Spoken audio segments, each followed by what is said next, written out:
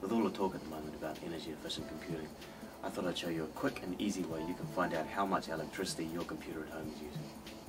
Now you could buy a handy device like the kilowatt, which you just plug into the wall and then plug whichever device you want and measure into it. But if you've got a traditional analog power meter at home, then there's a fairly straightforward method you can use, which is going to cost you nothing. The first thing you want to do is turn off as many lights and appliances as possible, including the computer which you want to measure.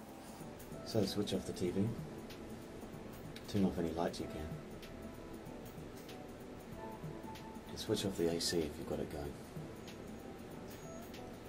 You also might want to consider turning off the fridge just in case the motor kicks in while you're doing this and throws off your measurements. Next, head out to the power meter and time how long it takes for the disc on the analog meter to make one full revolution. So here you can see the meter, and with a close-up you can see the revolving disc. Take note of the numbers that come after the letters KH. Here mine's 7.2, yours might not be, but whatever it is, remember it. So pick a point, start the stopwatch, and see how many seconds it takes for that point to come back around. Now go back inside and turn on your computer, or whichever device you want to measure. Remember not to turn on or off anything else. Once again, head back outside and see how many seconds it takes for the disc to turn fully once. Now all that's left to do is plug that data into this formula.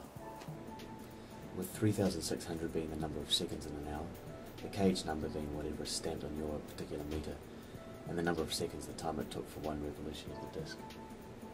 So for me it would be 3,600 times 7.2, the KH number, divided by 85 seconds, my original measurement.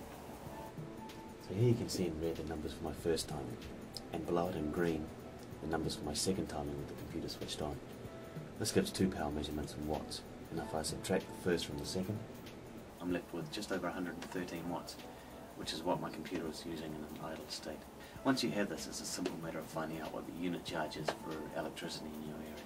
You can then work out how much your computer is costing you to run. If you think it's expensive, you might want to consider a more power efficient computer.